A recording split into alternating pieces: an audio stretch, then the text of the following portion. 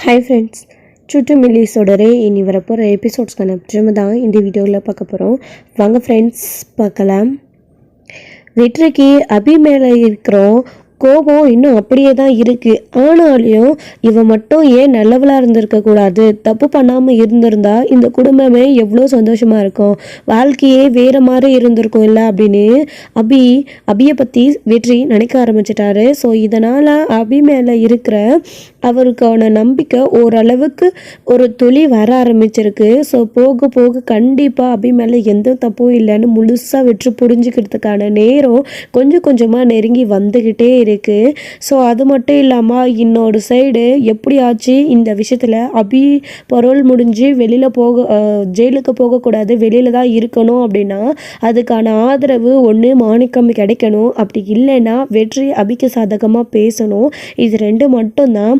மாணிக்கமும் இப்போதைக்கு எங்கே இருக்கான்னு தெரியல, அவங்களாலேயும் அதை கண்டுபிடிக்க முடியல. இன்னொரு சைடு இங்கே வெற்றிக்கு அபி மேலே கொஞ்சம் ஓரளவுக்கு ஒரு மனசில் ஒரு ஓரத்தில் அவள் தப்பு பண்ணாமல் இருந்திருந்தா எப்படி இருக்குன்ற எண்ணம் அவருக்கு வர ஆரம்பிக்கிறது.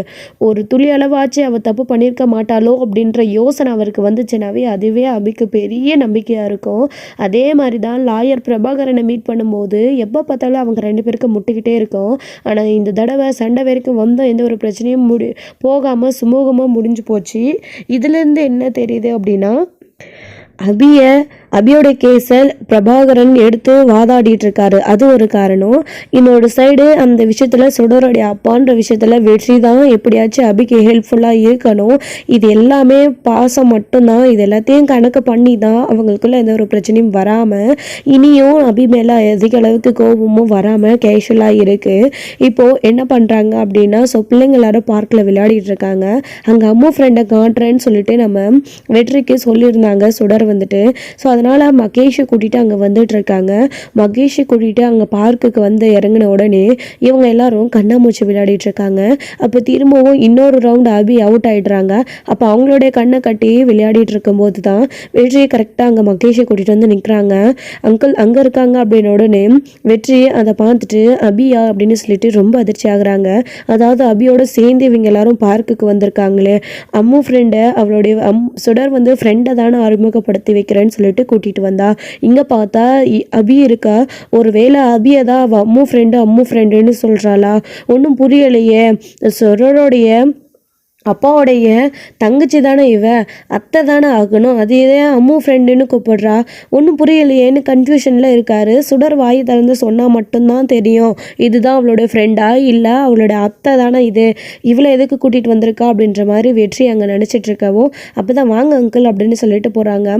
உடனே அவருக்கு ஃபோன் வருது. ஃபோன் வந்த உடனே நீ போ நான் வரேன் அப்படின்னு சொல்லிட்டு சொல்கிறாரு. மகேஷும் அங்கே விளையாடுறதுக்காக போகிறாங்க. தருண் அப்படின்றாங்க, மகேஷ் வந்துட்டியா? அத்தை அப்படியே மகேஷும் வந்துட்டான், அவனையும் சேர்த்து கண்டிப்பிடிங்க அப்படின்னு சொல்லிட்டு ஓ மகேஷ் வந்துட்டானா அப்படின்னு எல்லாரும் சேர்ந்து விளையாடிட்டு இருக்காங்க. சுடருக்கு அப்போ தான் வெற்றியோட ஞாபகம் வருது. மகேஷ் மட்டும் வந்திருக்கானா, அப்போ வெற்றி அங்கிள் எங்கே, அவரை கூப்பிட்டு வந்து கேப்டன் அங்கிளை கூட்டிகிட்டு வந்து அம்மு கிட்ட அறிமுகப்படுத்தி வைக்கணும்ல அப்படின்னு சொல்லிட்டு இப்போ என்ன பண்ணுறாரு, அப்போது அங்கே போய் நின்றுக்கிட்டு அங்கிள் என்ன இங்கே நின்றுட்டீங்க வாங்கன்னு சுடர் போயிட்டு கூப்பிடுறா. அவர் அங்கே நின்று ஃபோன் பேசிகிட்டு இருக்காரு. ஃபோனை கட் பண்ணிவிட்டு அப்போ என்ன பண்ணுறாரு, வாங்க நான் அம்மு ஃப்ரெண்டுக்கிட்ட உங்களை அறிமுகப்படுத்தி வைக்கிறேன் அப்படின்னு கூப்பிடுறாங்க. யார் சுடர், அங்கே கண்ணை கட்டிக்கிட்டு விளையாடிட்டு இருக்காங்களே அவங்க தான் உன் அம்மு ஃப்ரெண்டா அப்படின்றாங்க. ஆமாம் கேப்டன் அங்கிள், அவங்க தான் என் அம்மு ஃப்ரெண்டு அப்படின்றாங்க. உன் அம்மு ஃப்ரெண்டு அப்படின்னா வெற்றி ஒரு செகண்ட் யோசிச்சு பார்க்குறாரு. அப்போது இத்தனை நாளாக சுடர் அபியை தான் அம்மு ஃப்ரெண்டுன்னு சொல்லிட்டு இருந்தாளா? ஓ அவள் ஜெயிலில் இருந்தா இவளுக்கு அவளோட அத்தையை ரொம்ப பிடிக்கும் போல இருக்கு சுடருக்கு, அதனால தான் அம்முன்னு கூப்பிடுறா போல இருக்கு. அபி இவ்வளோ நாள் ஜெயிலில் இருந்ததுனால தான் என் அம்மு ஃப்ரெண்டு என் கூட இல்லாமல் தூரமாக இருந்திருக்கான்னு சுடர் சொல்லிக்கிட்டு இருந்திருக்கா போல இருக்கு. ஜெயிலுன்னு அப்படின்னு எல்லாருக்கிட்டையும் சொல்ல முடியாதுன்ற காரணத்தினால தூரமாக இருக்கா என் அம்மு ஃப்ரெண்டு, அவளை பார்க்கணும்னு சொல்லிட்டு சுடர் இதுக்கு தான் சொல்லிட்டு இருந்தாளா? இப்போ பொருள் முடிஞ்சு அவள் வெளியில் வந்ததுக்கு கொஞ்ச நாளாக தான் அம்மு ஃப்ரெண்டு வந்துட்டாங்க என் என் கூடவே இருக்காங்கன்னு சந்தோஷப்பட்டா சுடர். அப்போ அபியா தான் அம்மு ஃப்ரெண்டுன்னு இவ்வளோ நாளா சொல்லிட்டு இருந்தாளா, அவளுடைய அத்தையை தானா, அப்போ வேறு யாரும் இல்லையோ அப்படின்னு வெற்றி இப்போ புரிஞ்சுக்கிறாரு. இப்போ புரிஞ்சுக்கிட்டு அவரு என்ன பண்றாரு அப்படின்னா, நாம அங்க போய் அவகிட்ட நிக்க கூடாது, நம்மளை பார்த்தால்னா அவ கோவப்படுவா, முக்கியமா சுடர் என்கிட்ட பழகிறா அப்படின்னு தெரிஞ்சிச்சுன்னா அவ என்கிட்ட சுடரை பழக விடாம கூட நிறுத்தி வச்சப்பா. என்னால சுடரை பார்க்காம ஒரு நாள் கூட இருக்க முடியாது, அது ஏன்னு தான் புரியல.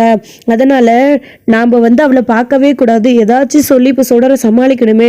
சுடர் ஏதாவது ஒரு விஷயம் செஞ்சா அது நோன்னு நம்மளால சொல்லவே முடிய மாட்டேங்குது, எஸ்ன்னு சொல்லி தான் நமக்கு பழக்கம், இப்போ என்ன பண்றது அப்படின்னு வெற்றியும் யோசிக்கிறாரு. கேப்டன் அங்கிள் உங்களை தான் வாங்க அப்படின்னு சொல்றாங்க. சுடர் நீ தப்பா நினைச்சுக்க கூடாது, நானும் அம்மு ஃப்ரெண்டு பார்க்கணும்னு தான் இவ்வளோ நாளாக நினச்சிட்டு இருந்தேன். ஆனால் இப்போதான் பார்த்துட்டேனே, இவ்வளோ கிட்டக்கு அவங்க அங்கே இருக்காங்கல்ல, அவங்க தான் உன் அம்மு ஃப்ரெண்டுன்னு தான் நான் தெரிஞ்சுக்கிட்டேன்.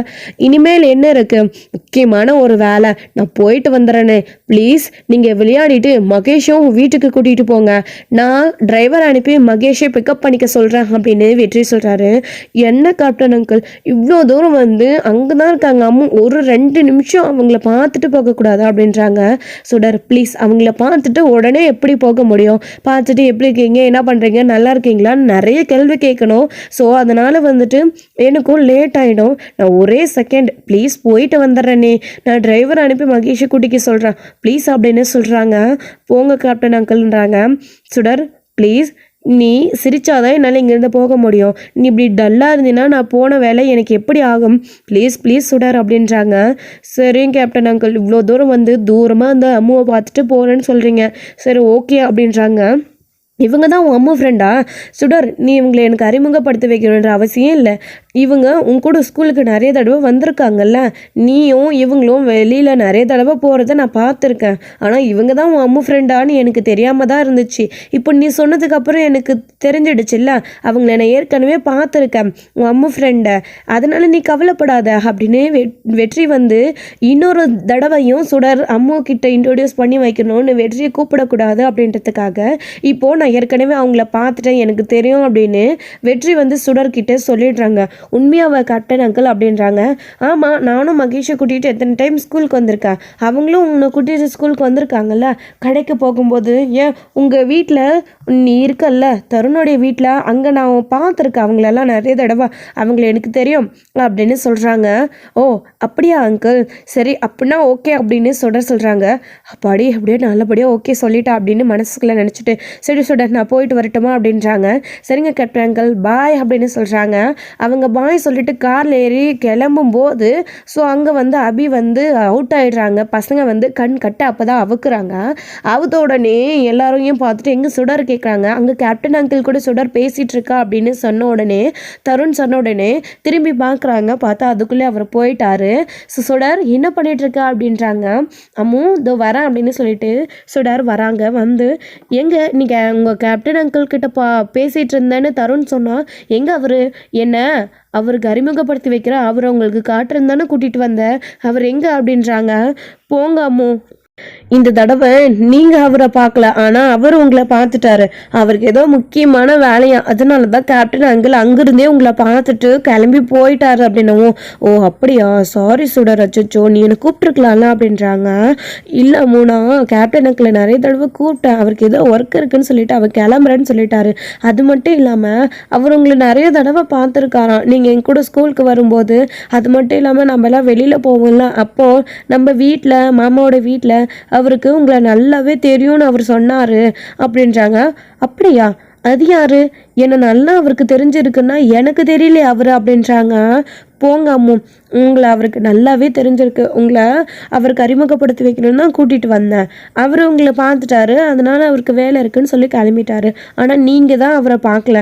கவலைப்படாதீங்க அம்மு, ஒரு நாள் கண்டிப்பாக கேப்டன் அங்கிளை பார்க்க உங்களை கூட்டிகிட்டு போகிறேன் அப்படின்னு சொல்கிறாங்க.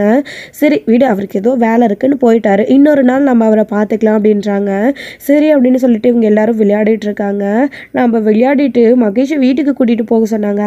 மகேஷோடைய டிரைவர் அங்கிள் மகேஷை கூட்டிகிட்டு போயிடுவேன்னு சொன்னார். போகிறாரு, அவருக்கு ஏதோ முக்கியமான வேலை இருக்கும் அப்படின்னு சொல்கிறாங்க.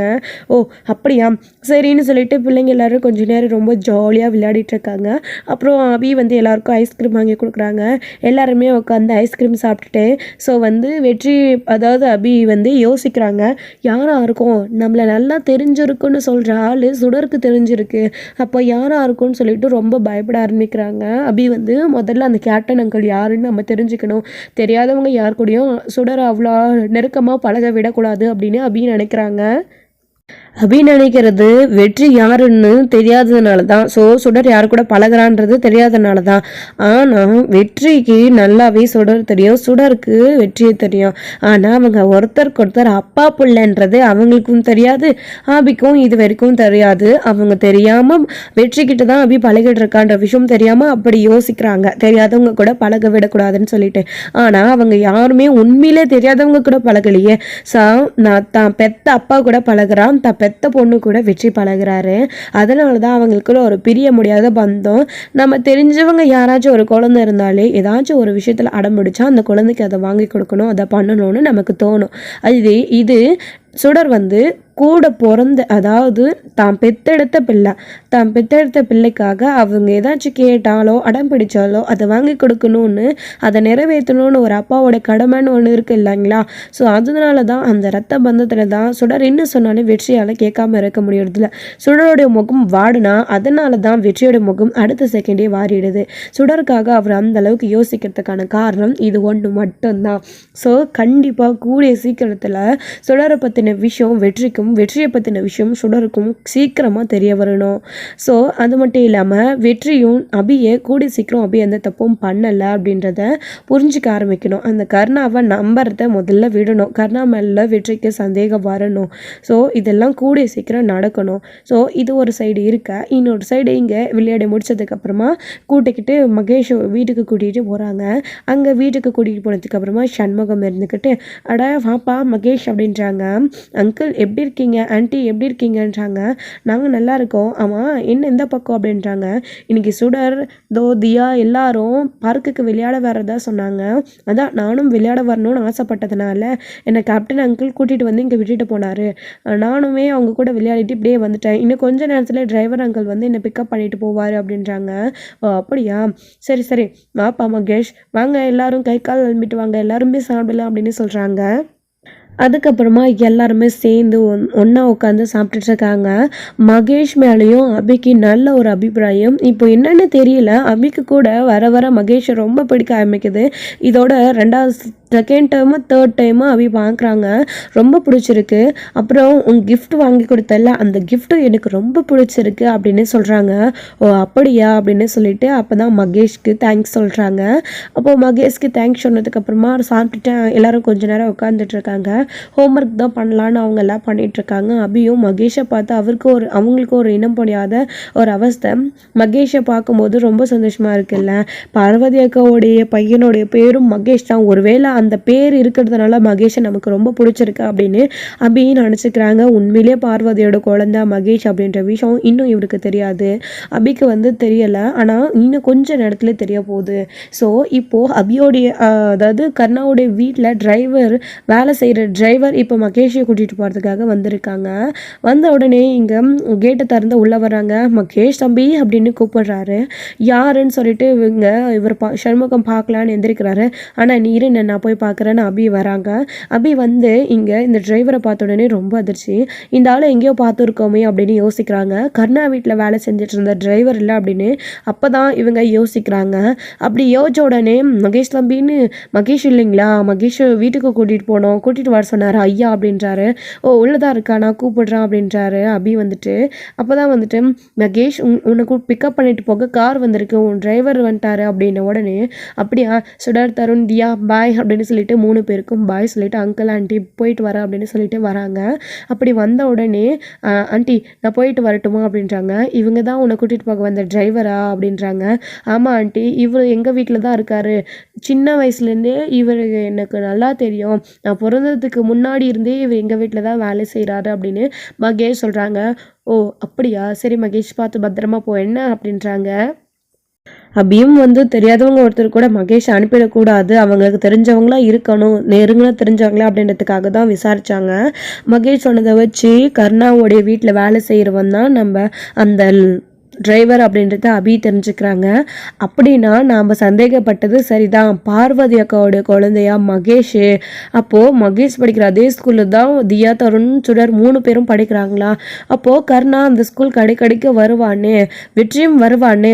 இவங்க 2 பேரும் வரும்போது சுடருக்கு அவங்களால தருண் தியாவுக்கும் எந்த ஆபத்தும் வந்துடக்கூடாது. இவ்வளோ நாள் இந்த விஷயம் தெரியாமல் போயிடுச்சு, இப்போ என்ன பண்ணுறது? நம்ம அண்ணங்கிட்ட போய் இந்த விஷயத்த சொன்னால் அண்ணனும் ரொம்ப துடிச்சு போயிடுவார்.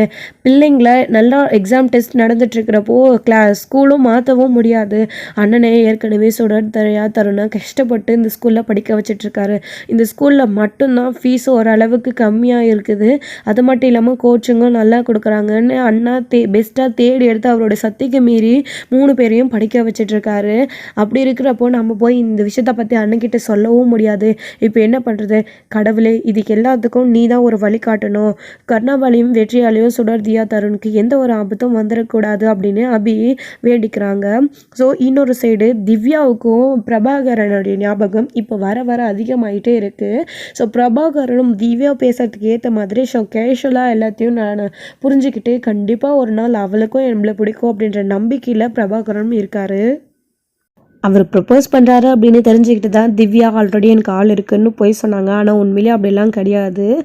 ஆனால் இத்தனை நாள் பின்னாடியே வந்துட்டு இருந்திருப்போ பின்னாடியே டார்ச்சர் பண்ணுறான் அப்படின்னு நினச்சிட்டு இருந்த திவ்யா இன்றைக்கி வரல அப்படின்னு உடனே என்ன வரலன்னு யோசிச்சாங்க. அப்போ இதிலருந்தே அவங்களுக்கு அவர் மேலே காதல் இருக்குது அப்படின்றது நல்லா தெளிவாக தெரியுது. இதனால தான் பிரபாகரனும் அமைதியாக இருக்கிறாரு. ஸோ இதோட இந்த எபிசோட் வந்து முடிச்சிருக்காங்க. ஸோ அடுத்தடுத்த எபிசோடில் என்ன நடக்க போகுது, கண்டிப்பாக கூடிய சீக்கிரத்தில் இவங்களுடைய காதல் ஜெயிக்கணும் அப்படின்னு யாரெல்லாம் நினைக்கிறீங்களோ அவங்க இந்த வீடியோக்கு ஒரு லைக் பண்ணுங்கள், ஷேர் பண்ணுங்கள், கமெண்ட் பண்ணுங்கள், மறக்காமல் பெல் ஐக்கானை கிளிக் பண்ணி வச்சுக்கோங்க.